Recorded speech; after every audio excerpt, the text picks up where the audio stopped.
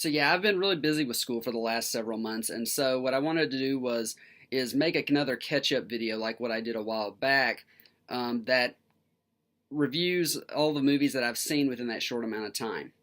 And the first one of these movies is Jordan Peele's latest film, Us. Us, the second film from Jordan Peele, is more than just a follow-up to his 2017 debut Get Out, a movie that was widely praised for its intriguing social critique on race and neoliberalism, wrapped inside a slasher movie formula.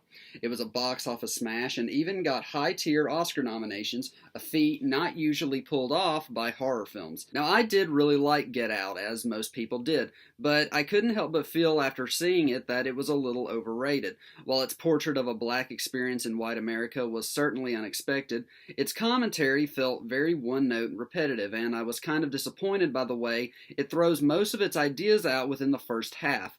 Nevertheless, I was still looking forward to seeing Us. Us is the kind of genre bender Get Out was, setting itself up with a conventional horror template before transforming into something totally different. Us follows a family on vacation in Santa Cruz who, after making themselves at home, are visited by some red-dressed, scissor-wielding, unwanted guests. The twist? The intruders look exactly like them. The main character of the movie is the mother, played by Lupita Nyong'o, who is really great in this movie as she tries to protect her family and discover the truth about an encounter she had with one of these doppelgangers when she was little. Us is a horror commentary that's smarter, stronger, darker, more audacious, and more nuanced than Get Out, and as a result, better. In what essentially boils down to a cross between The Strangers and Invasion of the Body Snatchers, this movie understandably has something to say about modern America, much like Get Out did. What the message exactly is seems to be debatable, however. While Jordan Peele lets us, the movie, create the origins of these monsters, he leaves it up to us, the audience, to determine their meaning, and I liked that about the movie. What I concluded about this movie is two things. One is that these doubles are representations of what we are or what we become when we strip away what makes us individuals. The lookalikes have almost no personality, emotions, and can barely speak. In other words, they lack the very qualities that make us, us. While they may look like reflections of the characters on the outside, they're mere shadows of them on the inside. The other answer I got comes from the Bible verse Jeremiah 11:11 and the 1986 Hands Across America movement that both have roles in the movie's plot. With this in mind, the doubles symbolize members of society who have a want in life that's denied to them. They just want to stand together hand in hand in the sun like everyone else, but instead they're expected to be pushed underground and quietly forgotten. I really liked this movie. It's the exact kind of psychological horror that I love. I know it's still super early in the year and I've only seen a handful of 2019 releases so far, but I'd say Lupita Nyong'o stands a really good chance of an Oscar nomination this coming awards season. Very well acted, very scary, and very smart, Us is a terrific slasher film with a message that further establishes Jordan Peele as a new horror icon. The next movie I saw after Us was the remake of Pet Sematary. Going from a really good horror film to a really disappointing one, Pet Sematary was a movie everyone had seen coming. Over the last few years, we have been entering a Stephen King renaissance of TV and movies, with series currently on the air or in production, and several films all based on the acclaimed author's works. Some good, some very good, and some not so good. Based on one of King's most popular novels, lots of people were looking forward to this movie, myself included.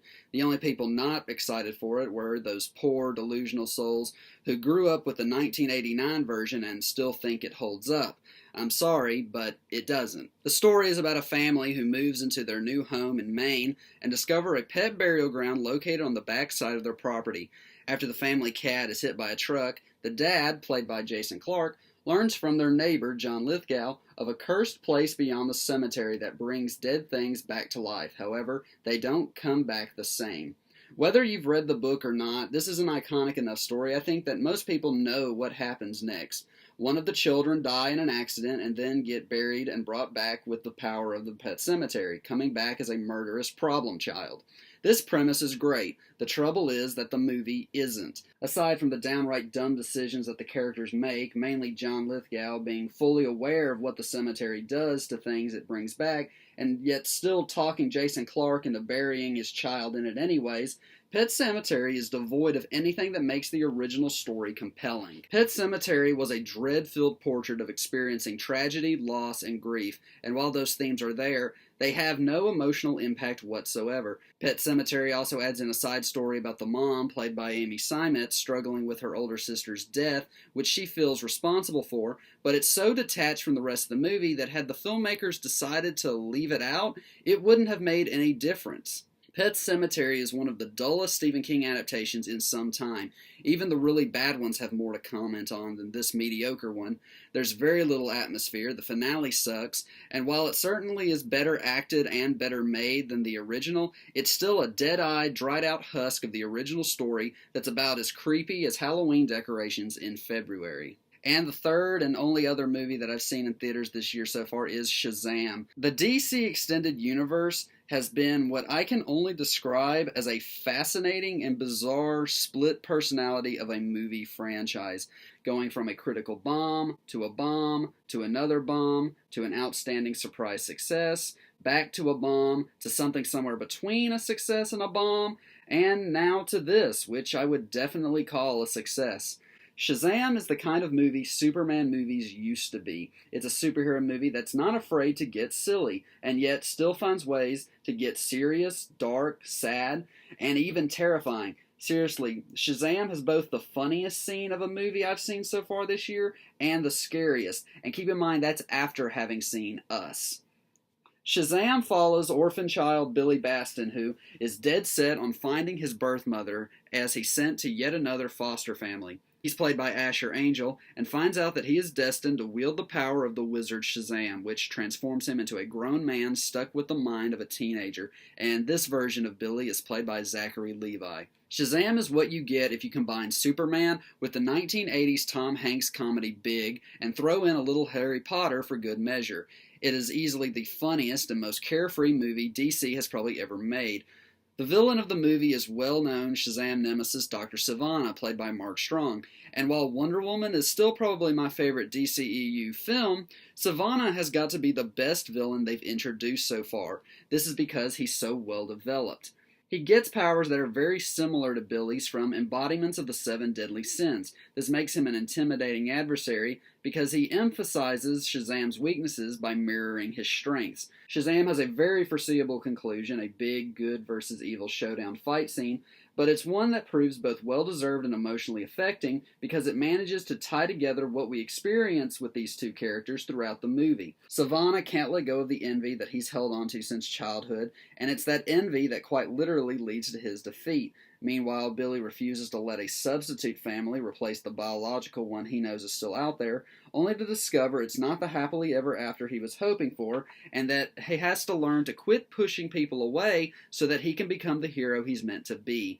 These are character arcs that most people will be able to see coming from a mile away, but they aren't anything below sincere and effective when the movie gets to them. If there's one thing about Shazam that I felt bothered by, it was that the movie does feel very crowded. The over 2-hour runtime is filled with characters, motivations, themes, jokes, fight scenes, plot points, and subplot points, making the movie a bit dizzying by the end and making it feel like it's a little bit too much of a good thing. There's a lot to keep track of in this what I consider only moderately sized superhero movie, but that hardly makes it any less terrific. I really liked Shazam, a super funny and entertaining whirlwind of delight. Even the child actors in this movie are really good, which is the exact opposite of what I was expecting after seeing Aquaman. My favorite of the kids has got to be Billy's foster brother Freddy, played by Jack Dylan Grazer, who has some of the best lines in the movie. Shazam is wonderful. It makes me super excited for what DC has planned next, and it makes me feel way better about the turbulent DC universe as a whole. Thank you so much for watching. I have a review for Avengers Endgame coming up soon. As usual, I'm Logan D. McCoy, and this is Real McCoy Reviews.